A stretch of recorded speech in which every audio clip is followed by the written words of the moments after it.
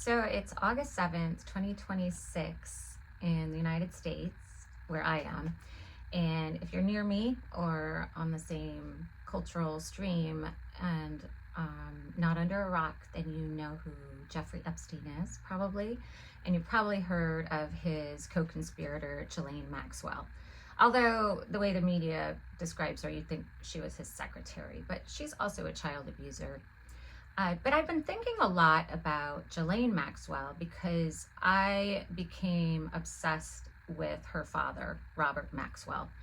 And this is my conspiracy thesis about the Maxwell family, crime family. We live in a moment when a lot of people, including myself, who may have considered ourselves sophisticated and skeptical, knowledgeable of the world when it came to specifically the nation state of Israel. And I realized that my worldview just had a real naivete. As Maya Angelou says, when someone tells you who they are, believe them. And Israel has stated over and over again that they adopt the Samson principle in war. Ends justify the means at all cost. They are proud of how ruthless they are. Their Central Intelligence Agency, Mossad, which was founded in the late 40s, they're very proud of both the physical attacks they drew throughout the world, such as the pager attack in Lebanon, which is truly horrific, a horrific crime against humanity, and not done as a formal act of war, but done through this covert agency that is very powerful. And I just naively didn't realize that they weren't America's ally. So I assumed they treated us as an ally. And that's hubris. It's part of growing up American in a time when I was born in 1977. So the world that I saw was, all you saw was American cultural and financial and military dominance. So it was an arrogant oversight. But now when we know that their own IDF soldiers, if they come out waving a white flag, will be shot in the head. We know that the USS Liberty was attacked by Israel and begging for help, and they killed the witnesses so that people wouldn't talk about Israel killing American soldiers years ago. And I believe there were other acts against the US government. I was radicalized in St. Paul, Minnesota when I went to McAllister College. Paul Wellstone went to the video store where my friend Seth worked. I really liked Paul Wellstone. And I also, I was a member of ISO, a Trotskyist group, used to be the American Communist Party. So I believed most conspiracy theories. So if someone, and I always thought if someone had said Paul Wellstone's accident wasn't an accident, I would have said no shit, but I would have thought it was an American. I wouldn't have thought it was Israel. But now when I look at what they've done and what they're doing, yeah, a progressive Jewish senator is somebody who they would target. And I think they did. That's an outlandish slanderous theory, but I don't have anything. I don't have the capacity to have anything, so lawsuit isn't something that I fear, nor any of the other things they do. But that's why I've been thinking about Robert Maxwell.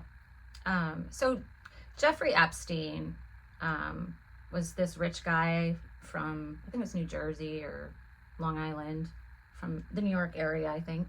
And he trafficked a bunch of young women and abused a bunch of young women, and people think that he may have been involved with much, much worse. And the abuse is a big story, but I do think the biggest crime is the espionage. I think at all times Jeffrey Epstein was working to compromise the US government. And I think that he was part of a long line of satellite operatives in a satellite agency in a satellite government nation state that never saw themselves as a satellite. And I'm certain after looking into the figures associated with Epstein, associated with the type of work that Ghislaine Maxwell and her crime family did and are doing. I'm certain that Bill and Hillary Clinton weren't compromised by Jeffrey Epstein, because I'm certain that they had been already compromised long before by Marc and Denise Rich. I think both of them were working in a very similar capacity to Robert Maxwell. And I think one of the reasons that you see very few direct connections between Marc Rich and Jeffrey Epstein is because Jeffrey Epstein took Marc Rich's job. That's my theory. So just to give you an overview of who these people are. Robert Maxwell. He was a larger-than-life figure in British politics. He was a Labour MP at one point. He was an expat from Czechoslovakia. I think he was a ruthless soldier. I'm sure he was a sociopath, so he probably was very good at killing. And he started early on just becoming really good at getting governments to give him special jobs. He's alleged to have done espionage for the USSR. He was on Hoover's watch list. He's alleged to have worked for the United Kingdom. But ultimately, at the end of his life, he definitely died very loyal to the state of Israel. There actually was an interview with his widow, Elizabeth, shortly after he mysteriously fell off a boat in 1991. And it was set in their home in Oxford, where the reporter remarked upon a custom stained glass window depicting Robert Maxwell as Samson, so I assume his hair was flowing, with the land of Gaza behind him, open as a fertile land to be developed. So I would say that, yes, he had many jobs, but his vocation, his calling was the state of Israel, for whom he worked at the end of his life, and who buried him in the Mount of Olives. And I believe, in some part based on his own braggadocious claims to others, it's widely believed that Robert Maxwell orchestrated Israel stealing nuclear intelligence in order to build their nuclear weapon. And the senator who was also implicated in that, John Tower, died in 1991, shortly before Robert Maxwell mysteriously died. John Tower was also in a plane crash. I just don't ever believe senators die in plane crashes at this point by accident. But that is, I do think that's a grossly speculative claim. It's a joke, really. So Maxwell, while he was selling secrets to Israel, also became enmeshed in the U.S. publishing industry and got contacts in digital communication and book writing. And he also planted his family in the United States in positions beyond what Ghislaine was doing. In some way, the twins were much more successful in the extent to which their espionage may have reached. But before I get into the Maxwell family, I want to go back to the idea of a satellite. Because I think the problem, if you get beyond the specious claims of anti-Semitism, I don't think that would be a good overall critique to lodge towards me. I think part of the reason I was purposefully avoided looking at actions Israel might have been doing against my own government long ago is because I was part of communities that were very sensitive to that. I lived for a year at the Oxford Center for Hebrew and Jewish Studies. I sent both of my children to Jewish preschools, even though my husband and I were not of that faith. It was part of a way to show solidarity. I attended a Passover Seder with Bob Dylan's mom. So I wouldn't say, and my friend helped found the Museum for the Warsaw Ghetto, a museum about the culture that was lost during the Holocaust. And she's also a Holocaust survivor, granddaughter. So I don't think anti-Semitism colors what I do. This is about a sophisticated, impressive nation state that is lethal, ferocious, and attacking the United States.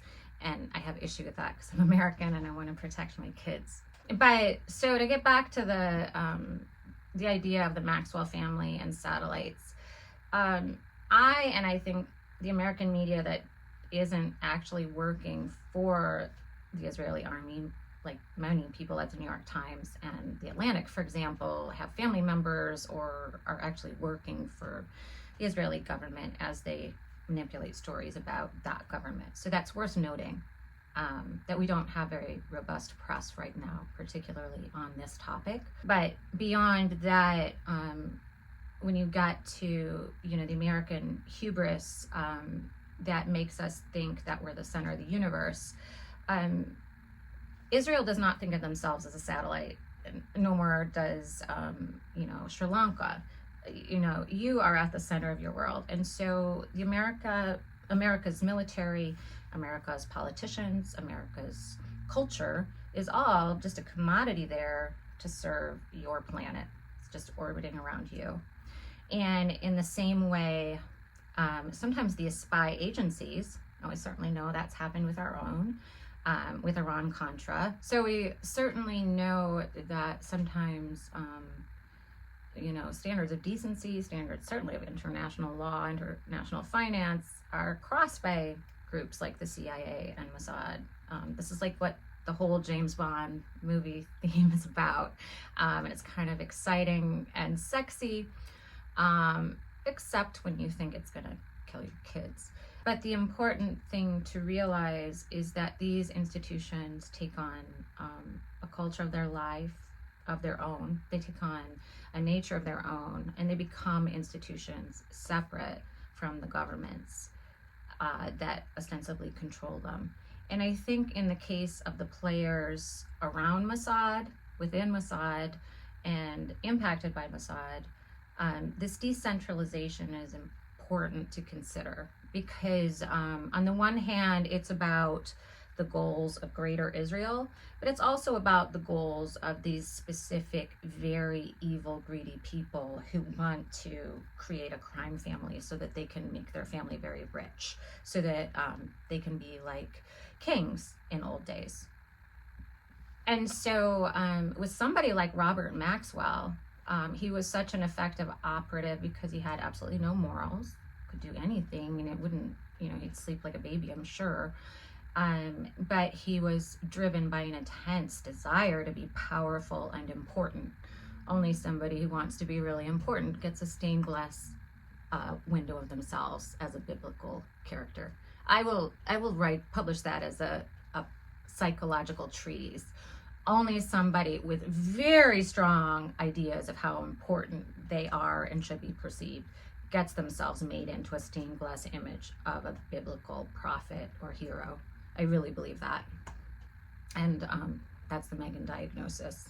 But when you look at, if you compare him to somebody like an Elon Musk, he was just fascinated with whatever power the mind could imagine. So of course, sexual depravity, that's going to be part of it. How can you get women to do whatever you want? How can you get the most beautiful women to do whatever you want? How can you make it so they can't leave? How can you make it so they can't age? Or how can you make it so when they age, you can replace them really fast? These are pretty universal drivers of crazy, narcissistic, evil overlords throughout history. Nobody's doing anything new. But the problem is that once these little satellites around Mossad are detached, what if the businesses that they create are more wealthy than the state of Israel? I mean, it seems like my thesis is that Robert Maxwell absconded with 500,000 pounds to £1 billion, or 500,000 US dollars to $1 billion US dollars, depending on exchange rate, depending on how much he actually got and how much might have been taken by other people or lost or spent. I'm sure he spent a lot. But when you look at the impact of what he and his daughters, and I believe investments through people like Les Wexner, options exchanges, equity exchanges, I believe the layering of that money into the economy created stakeholders for generations to come. And I think that's why these people are being protected now. And so we're not just talking about Israel, we're not just talking about the spy agency Mossad, we're talking about the satellites around these pretty wacky rogue enterprises. and I wish somebody would talk about them who's more credible than me and has a bigger audience. But I'm going to give it my go because I think I'm fucking right. I think I am. So back to Maxwell. So Robert Maxwell emigrated from Czechoslovakia and tried to recreate the world, had 9 children, 2 passed away through separate tragedies. And he married, and well, at the beginning of his marriage, his wife Elizabeth is described as a wealthy French industrialist from a very wealthy Parisian family. But after Robert died and absconded with all the money, she was just this poor penniless widow who just, you know, by the grit of her teeth managed to get by. So she had a very she was born with a silver spoon in her mouth, lived a life of luxury, and then had to painfully adjust to being a very well-compensated author and privileged person. So obviously his loss was hard on her, and she complained about it a lot. I'm not going to waste my time addressing how, oh, there can't possibly be conspiracies, because I'm talking about conspiracies that involve some Jewish people and a state that's associated with Judaism, or that, you know, social climbing is something that somehow only certain nefarious characters do. And if I say somebody was strategically placing his daughters in a position of power and influence, oh, she's just saying that he was some sort of malicious actor. But this is actually like the oldest tale in history, especially in fucking England, which is where he was. He was in Oxford. Like I said, I lived in Oxford. They are very stuck up, and it is a big deal to get your family into society. And if you look back to like all of English literature, all of Jane Austen, I love Jane Austen. The entire plot of the book is getting your daughter, making her look hot when she's as young as possible, hot as possible, get her as fast as possible in front of men who are in a good position politically so that they might have money, men, mostly just men with money, but there's also other, you know, they could also have money and political power. So, or if you're an industrialist, you might want your daughter to marry somebody also in another industry, but that wouldn't be in Jane Austen. That would be too gauche. But my point is, it's a very normal tactic for somebody who wants to become a king or Samson to try to set his family up. And Robert Maxwell, I believe, on behalf of the state of Israel, did that very effectively, starting in the 1970s. So let's talk about his genius daughters. So well before his death, Robert Maxwell was setting his genius daughters, Isabel and Christine, up to be internet sensations. It's barely described as anything other than that if you try to do the research. Basically, I'll summarize how their PR people spin it and what I've been able to find. Okay, so Christine moved to the Bay Area in the late 70s, and oh my goodness, remember Jane Austen, this young lady just happened to be the belle of the ball. At this time, nobody knows that Robert Maxwell stolen money, but he maybe has started to steal money, or maybe has access to other money. Anyway, he's got that ambition, and he's got his nubile daughter in the Bay Area, and somehow he gets Christine in front of Roger Molina. And Roger Molina is the son of Frank Molina, and Frank Molina helped invent the Jet Propulsion Laboratory and was the second director. Yeah, so basically he was working on getting people into space, and then somehow Christine Maxwell just happened to meet his son, Roger Molina, who's also an astrophysicist, and now he's really interested in dark matter and space travel, and he works at the University of Texas. But that's just a side note. That's just her romantic life, because she was a romantic.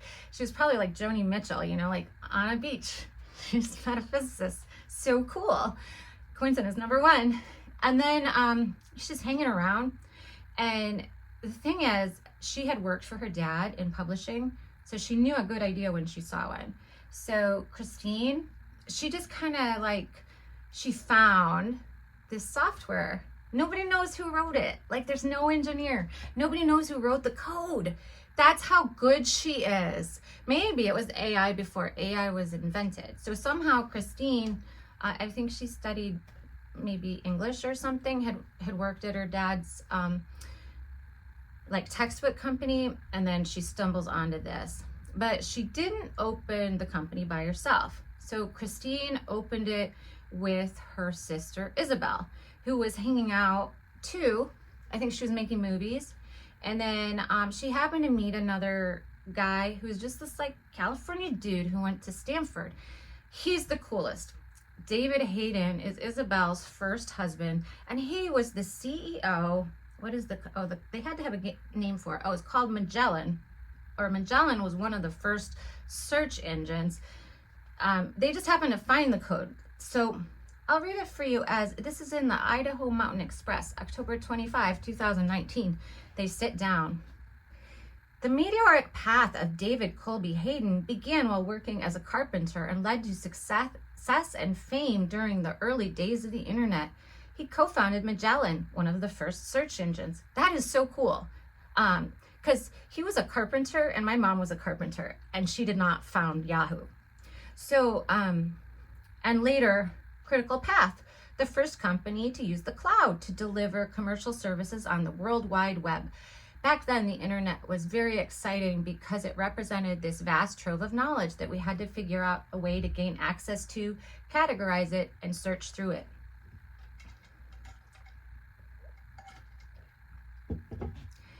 I wanted to create things, so we worked around the clock.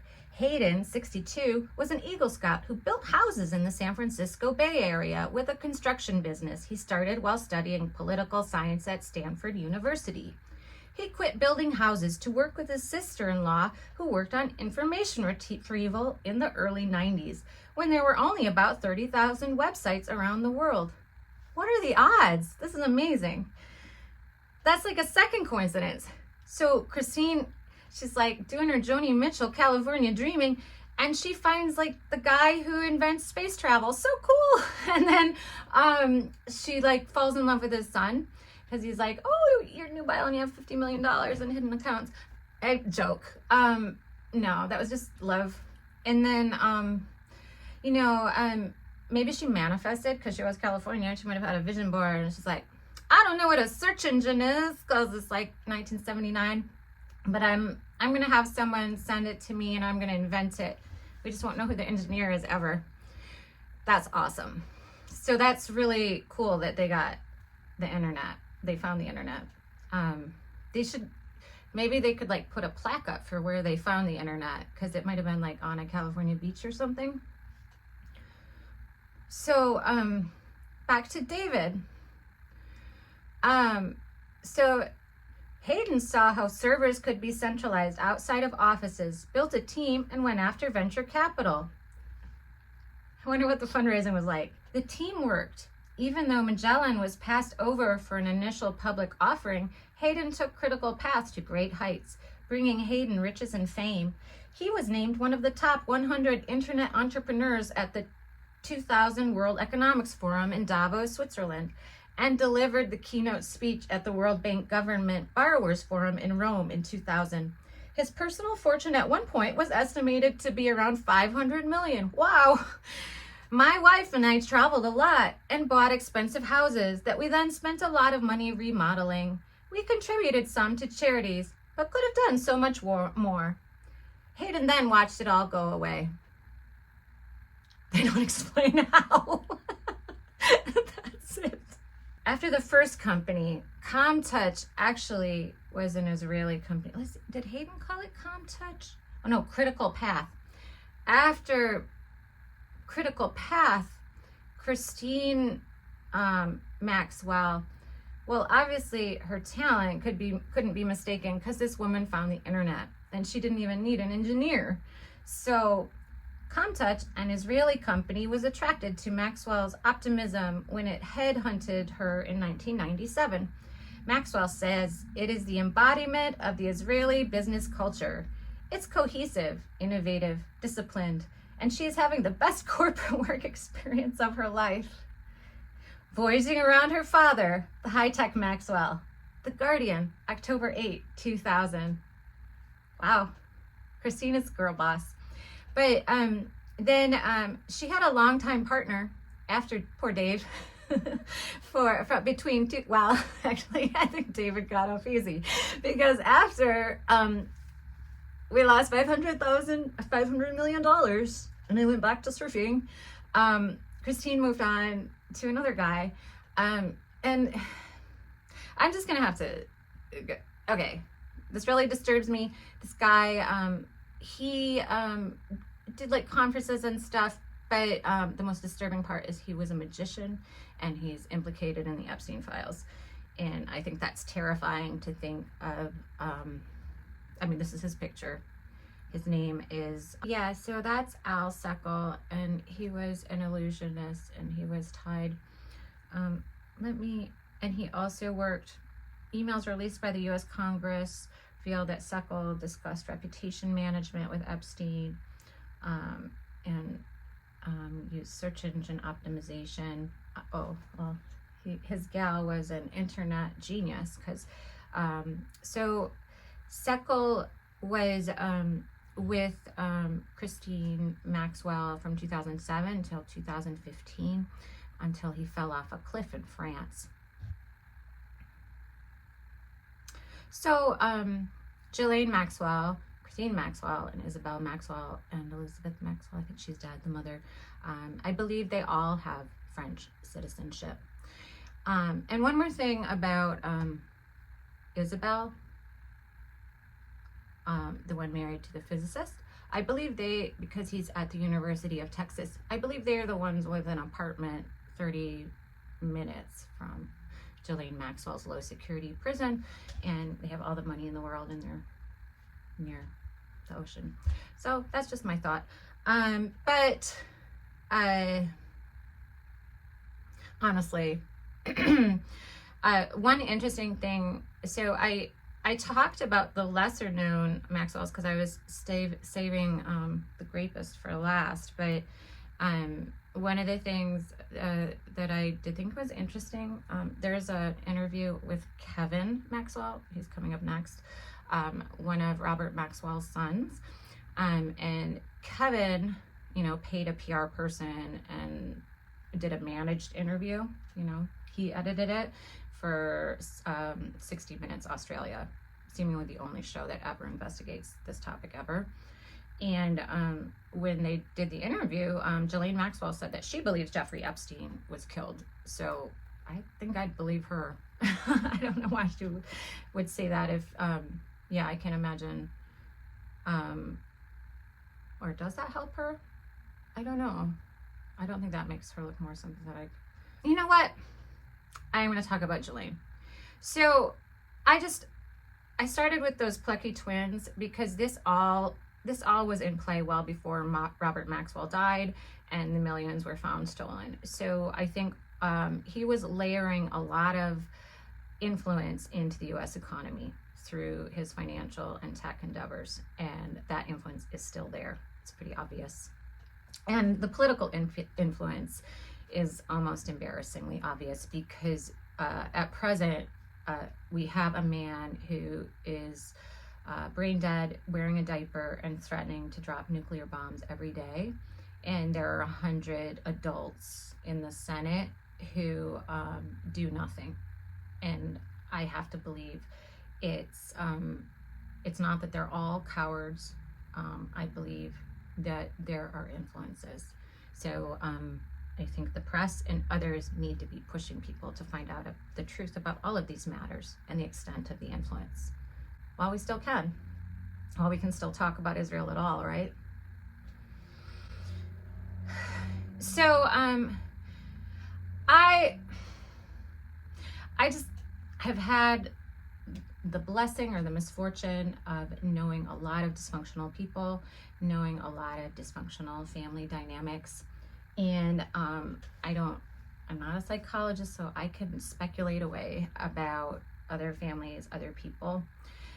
When you look at Robert Maxwell, what was said about him, how he behaved, how his sexual abusing daughter behaves, then there are a lot of patterns of obviously a narcissistic abuser dividing all of his siblings so that they would fight with each other to compete, to get his attention, to make him look good. The family always needed to be making him look good on the outside, perfectly dressed, perfectly groomed, perfectly poised.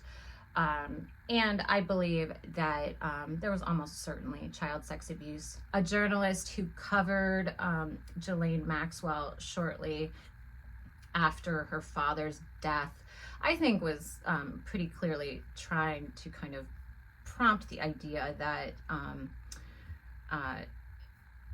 there was sort of a disturbing element to Robert Maxwell's energy.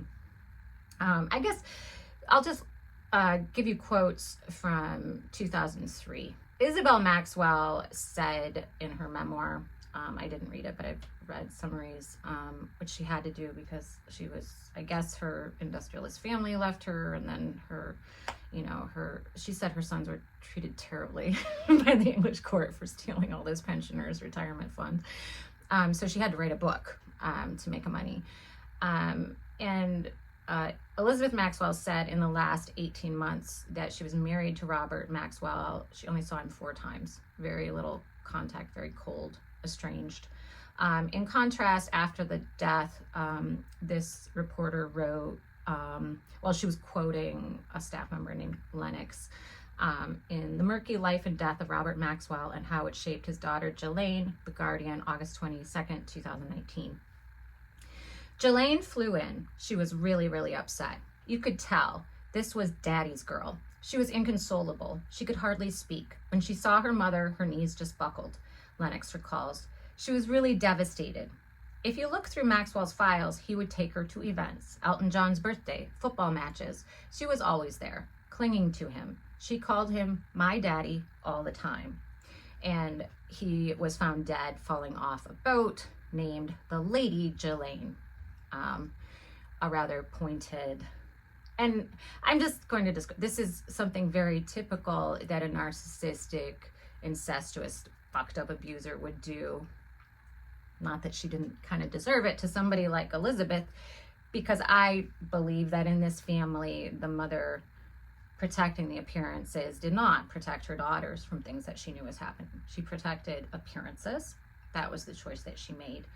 And I think that pitting people against each other includes, calling your daughter lady when your lady is supposed to be your wife, obviously. Very clearly, that's who the lady is.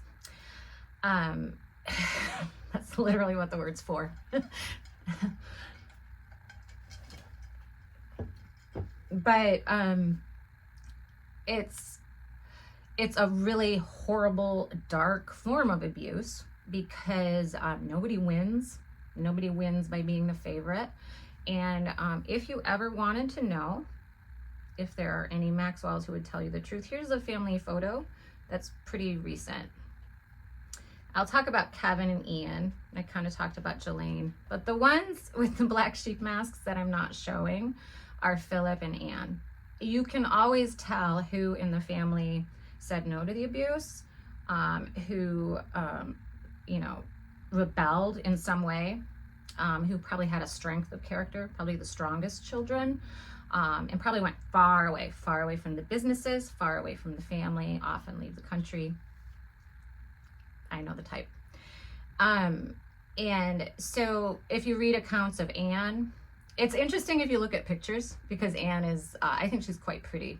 And she was targeted by her father mercilessly for being horrible looking, and just rebelled and went into Montessori education, a caring profession, which is something people who want to heal and nurture and not hurt and want to protect might do. I can relate to that too. And she, after that, went into hypnotherapy, healing, staying away, not wanting to be involved. So she's probably not going to talk to you, but she would tell the truth. And the same for Philip. You can tell because Philip has been described as troubled, agitated. history of drug abuse. Those are the ones who are the truth tellers too, usually, in an incestuous, fucked up family. I don't know if you wanted my psychoanalysis, but I think it's true, and I think it plays into how the children behaved, because the rest of the monsters were trying and are trying to live in their father's image. And I believe they're still doing it with those pensioners' money. I believe that if any effort was put into it, like if anyone wanted to hold a Clinton accountable, I don't think it would be hard to find. Do you think it would be hard to really find proof that Bill Clinton fucked with little girls in Arkansas? I mean, if someone caught him in the Oval Office, I mean, it's like opportunity window. I mean, come on. I used to think the motherfuckers were closer to being on my team than I am now. So I was never part of the conspiracy theories with the Clintons before, but now I'm all in. I would love to see them. So back to the creepy Maxwells. So you have these twins, weird little twins out there compromising physicists and planting software in every corporation in America, so every executive maybe could be compromised. That's one theory, because their companies were email messaging services. So they would get thousands of the most sophisticated, wealthy Americans in these companies to be giving them all of their personal information. You don't think that that is part of also an intelligence operation, and you don't think that some of the emails to Ashley Madison or whatever might be in someone's file still? That's another good reason to maybe not stay in the Senate so long, because maybe then people will burn your files. So, but after Maxwell's death in 91, the attention was not on Ghislaine. It's only in retrospect. It was on his special boys. He had an older son who passed away. He had another son who rebelled, probably refused to commit crimes, probably acted out at school because his father was a monster, so he was labeled the crazy one. So that's the good one. And but Kevin and Ian, they were good boys, and they were in their father's image. I feel like you can just tell from this picture. And here's Kevin today with his paid publicist talking to Ghislaine in prison in 2000. But when Robert Maxwell was found, his sons were tried. Nobody was able to stick anything on them. They had no idea where any of their father's money had gone. And then it wasn't until 2011 that Kevin Maxwell came back in the news. And Kevin was in the news because he was sharing an office, co-officing a little early. That was before the Upwork phenomenon, with these two brothers. Let me get their names right. Vincent and Robert Changuis. You may know their names from Cambridge Analytica. So I guess they were the ones who developed that software. And they happened to share an office with Kevin Maxwell. And Kevin also lost his business license, I guess for sharing an office with them. Something like that. I don't want to get it wrong. I've already said your daddy raped little girls. That I will stand by, but I'm not sure about the exact nature of your crimes. And then, so Ian, and then, Kevin is an ardent defender of his rapist sister's innocence. And so let's look at Ian. Ian also faced criminal charges for the nearly $1 billion stolen from British pensioners by his father, Robert Maxwell, prior to his death in 1991. Now, Ian runs a pro-Zionist think tank called Combating Jihadist Terrorism. Ian is an ardent supporter of his child-molesting sister, Ghislaine Maxwell. And the Ghislaine, I don't blame her for her daddy being not right with her, which I think is heavily suggested. I just mention it because I think when you look at the patterns of control and manipulation playing out throughout our society, Somebody with a depraved sexual secret, manipulating others and pulling them into that, that seems to be a pattern that we see. And I think an incestuous family could create kind of a sleeper cell for depraved capitalism. Although, honestly, these people just want their fucking money. They just have secret accounts. Their daddy was a spy. I don't think they care. I just don't want them to have their money. I would like them to be in jail or broke, but definitely out of America. And I would love for that to happen. Is there like a way for that to happen? I don't know. But let's go to Marc and Denise Rich. I think it's weird that I didn't learn as much about them as I feel like I should have. I think maybe that's on me. But I think I'm gonna go with the liberal Zionist media on this one, because I mean, Marc Rich is a lot. He's a lot. So basically, do you know how this man made his money? Marc Rich, okay, I forget how old I am. So here's why Marc Rich is famous and why liberals like me usually go, blah, blah, blah. It's because right when Bill Clinton was leaving office, he pardoned this man, Marc Rich, who was pretty dastardly.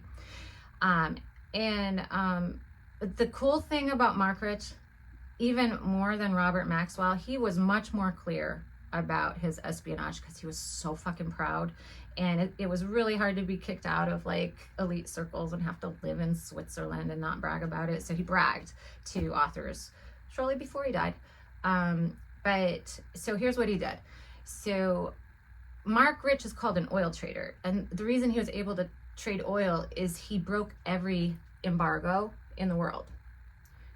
The reason he was a successful oil trader in the 70s up until 1982, very specifically 1982, when an arrest warrant was being served. The reason Marc Rich was so successful is his whole career was built on breaking embargoes. So, and on the behalf of Israel. Later, he was credited by Golda Meir for saving Israel by getting them oil during a war when nobody else could get it to them. I should have more details. I'm ignorant as fuck that I own that. But basically, the oil came from Iran during the Iran hostage crisis, when there was embargo on Iran because America's ally, the United States, had hostages being held by Iran. In Iran, there were people singing "Death to America," and so our ally Israel was not supposed to be doing business with Iran like anyone else. So Marc Rich was like, "How about I just don't follow the law and I cheat?" And that's really a good way to make money too. So that's the problem, is these companies made so much money because if you literally follow no laws, margins are beautiful, really good margins. Crime pays. It really does. So Marc Rich was like, I don't care. I'm going to buy, Iran has all this oil, I'm going to buy it. And then, but wait, there's more. He couldn't just sell it to Israel. He sold it. He broke the other embargo against South Africa. Prescient. Apartheid seems to be a theme between Israel and South Africa. Yeah, we knew it at the time too. We just didn't say it.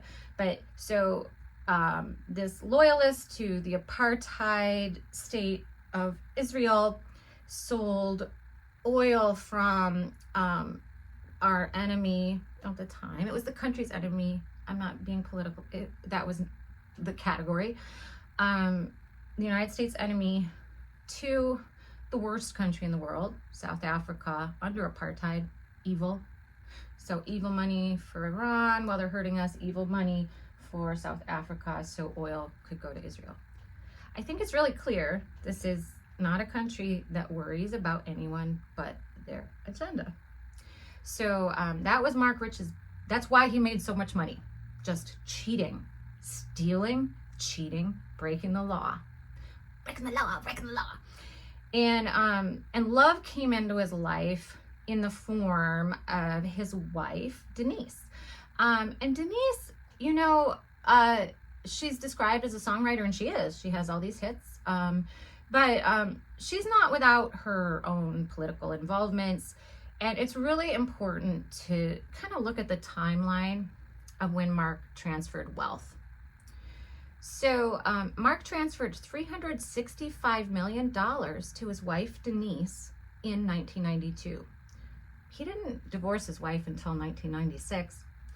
So it's interesting because it would almost seem like at the start of Clinton's term, the money needed to be in Denise's account, and a pretense of a divorce. Because usually billionaires don't part so swiftly with money. And then he had, of course, losses in his company that made him take a substantial loss. So many losses in successful companies in these stories. So after divorcing Marc Rich, Denise became the primary contact with the Clintons, giving money.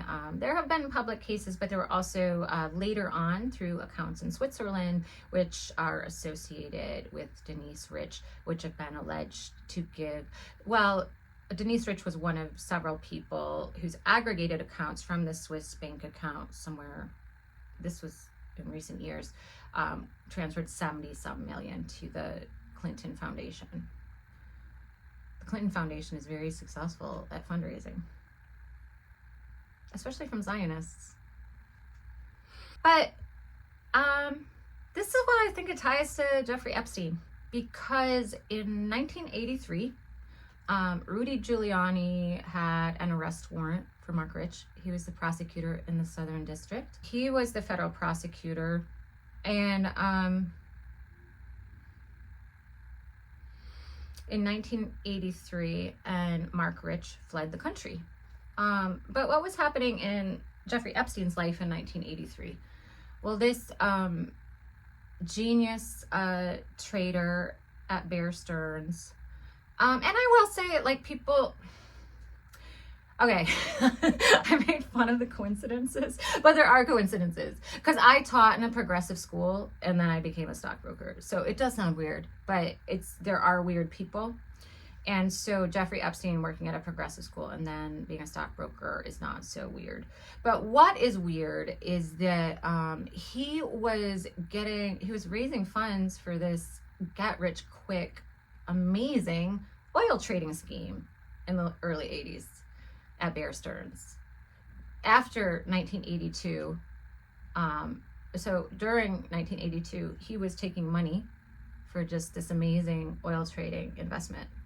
And nobody got their money back from Jeffrey Epstein. And I think it's because, well, he had already taken the money, so he wasn't going to give it back. But also, I think it's because literally the oil trading scheme was Marc Rich's embargo busting activity, because it was so lucrative. So that's my theory. And that's also my theory why I don't think during his peak political times there were a lot of contacts between Bill Clinton and Jeffrey Epstein, because I don't think there was any need to ever compromise a Clinton since they've come into our knowledge. But I also wanted to note that before Denise Rich, who was gifted such a nice settlement from her husband 4 years before their divorce, when Bill Clinton became president, her father was, I guess, a Zionist, because although they lived in Worcester, Massachusetts, Rich's father, Emil Eisenberg, lived in Worcester, Massachusetts, but in 1976, he opened a vocational school for girls in Tel Aviv, as one does. I tried to find the specific school, and it took me to a really scary place. It's a network of schools in Israel for girls. I'm just going to read from some of it. It's interesting. The picture shows for white women. Just remember that. AIMIT enables Israel's youth to realize their potential and strengthen Israel's society by educating and nurturing children from diverse backgrounds within a framework of academic excellence, religious values, and Zionist ideals. The network provides general and technological education in more than 75 educational sites and programs throughout Israel to its over 20,000 students, 70% of whom come from homes in peripheral areas living below the poverty line. There are nearly 600 students living in residential homes who are legal wards of AMIT due to problematic home situations. The network is responsible to the changing educational needs of Israeli society and provides specific programs to meet the needs of specific populations, all within the framework of AMIT's values. AMIT has many students from Ethiopia as well as the former Soviet Union. AMIT provides them with extra help in order for them to establish themselves and become productive adults and valued members of Israeli society. This is scary sounding to me. I don't have enough information to offer like the level of analysis I'm willing to give to random dead pedophiles, but it's just because an hour in, to introduce myself, I am a victim of corruption in family courts in Chicago. That's part of a breakdown in family courts across the country.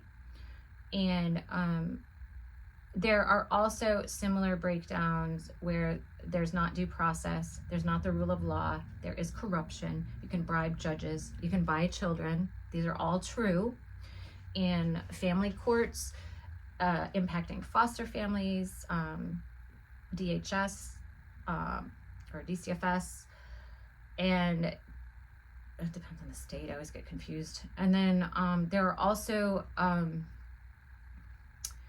people like me in private family court. All of it is well documented as a problem in America and many other countries that can result in abusive men paying to abuse their children and their wives, as is happening to me and my children, as is happening to many other children. But when you talk about residential schools like this, connected to what I'm facing, and I know many moms who've been impacted by this, there are whole industries that rise up when you start breaking families, and they're evil industries. They're intended to break people. And to understand it best, let me put it this way. What this is like Indian boarding schools, and people who want this in Israel also want it here. So this program, schools like this are the way, cases that take children out of problematic homes, that's the way they start sending black and brown children to war and to farm people's fields and out of your homes. That's how we lose it all. Cassandra here. And that brings me back to why I made this video. Mossad is one of many spy agencies and criminal groups attacking America's wounds. We have many wounds. Our corrupted courts, not just the Supreme Court, woke Debbie, our corrupted courts, family court, probate court, foster care court, the courts with women. All the courts with women are bad. All the courts with women in America are bad. That is true. Nobody cares. The ACLU, also co-opted, not advocating for women, also true.